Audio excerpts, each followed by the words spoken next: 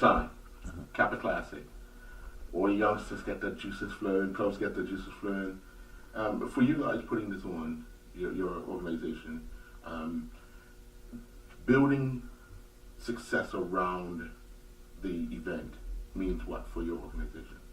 Well, for us, it's creating a platform for the youngsters to be able to showcase their skills in a competitive environment. I mean, the BFA do a good job putting the leagues together. For the most part, it's a non-competitive on to the ages of 14 and 16. So, this was a tournament thought about many years ago that we actually adopted from the old Heritage tournament that used to go on. Our brother Troy Harvey took it on his back, and then from there the chapter took it on their back, and we just try to grow it every year. So for us, it brings us good joy in that we bring all the kids together in a nice, fun, family atmosphere, and they get to showcase their skills to all of Bermuda. Where we have been videoing the games, so even the people that don't make the games have been popping up on channel 82, and stuff, and videos that go around and stuff like that. So, so we just that's our mandate. We have added an essay competition, which the youngsters can write what the tournament means to them, and that seems to be becoming more and more popular because the winners can get iPads and stuff like that. But part of our mandate is promoting the whole child, not just the sports part, and really getting the children to understand that the academic part of their life is just as important as the football part of their life. It seems to be one of the biggest events for the youth island-wide, and you guys do a good job in making sure things run as smoothly as possible. You got a draw coming up, and the timelines will be all set when the draw is finished.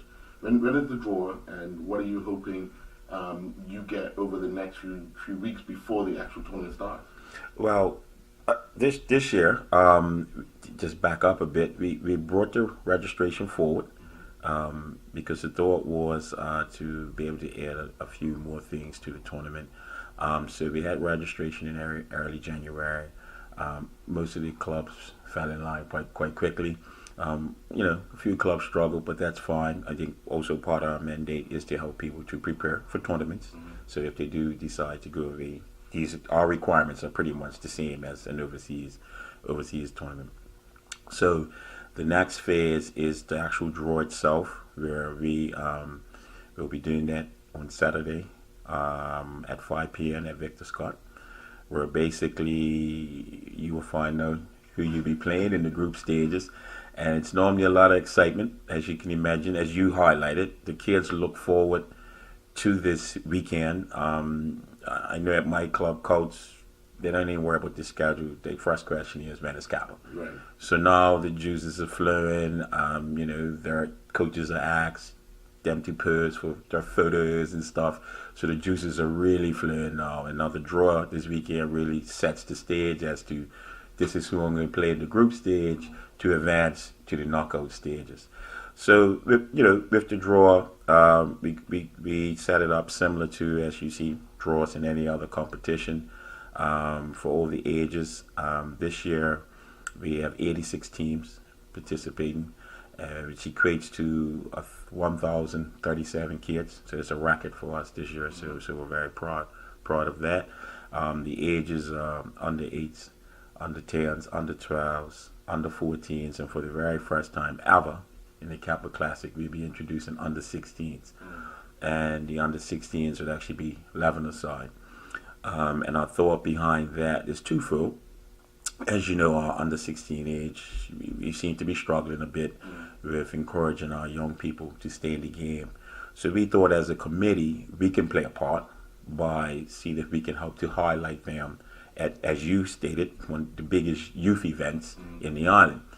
And then the second reason is we have had some preliminary talks of potentially expanding it with some overseas elite teams becoming part of the tournament. And at a certain age, they're not interested in 7-a-side anymore. Right. So we thought that the under 16 level would be the appropriate level to introduce the Islandstats in our tournament. So that's the new edit theme this year. Because every year we try to bring something slightly different to the table. So we're quite excited about that. There's quite a buzz for the under 16s because they thought their Kappa life was over at under 14s. So we're received a lot of positive feedback that that age bracket is like, oh, I got another chance at it, you know. So we're definitely happy with that. And we will have girls, two girls divisions. So we're happy, you know, with that because we want to support women's football in Bermuda. So we had to do a little bit of tinkering so it can actually fit in because, as you know, there isn't actually a girls' league at this point. So some of the people that are active in it, we worked with them to see how we can make some slight changes to make sure that the young ladies have an opportunity to showcase their skills as well. For your organization, it's a challenge putting this on because it's a lot of man hours, but satisfying when it's all said and done. Yeah, it's incredible. Like this year, I'm actually the chairman of the tournament. I'm normally just been a worker, so I'm normally just told this is what you need to do, show up at this point, and off I go. To actually be in charge and look at every nick and cranny that has to be done to put it together, it is a lot of work, but it brings a lot of joy to our hearts when we actually execute and everything just rolls smoothly. So basically, we've been in planning phase since roughly around August. And now in this side of 2017 is all about execution. So come March 26th, when the last trophy is distributed, it will be a big, this year's done, and, you know, we start looking forward to next year. But I mean, to pull it off is not just our fraternity brothers. We have a lot of volunteers, and without them, it will be hard to execute as is an enormous tournament. Other Greek organizations participate. We've been encouraging the schools because, as you know, people need community hours, so they have come to the wicket. Retiree referees has been a blessing, and they enjoy it. You know, they can get out amongst the kids with not too much stress of the crowd being upset with their calls. So we're always thankful for them to come out. So it's really it's a community effort. Even though we're the organizers, without the assistance of the community, we wouldn't be able to pull this event off.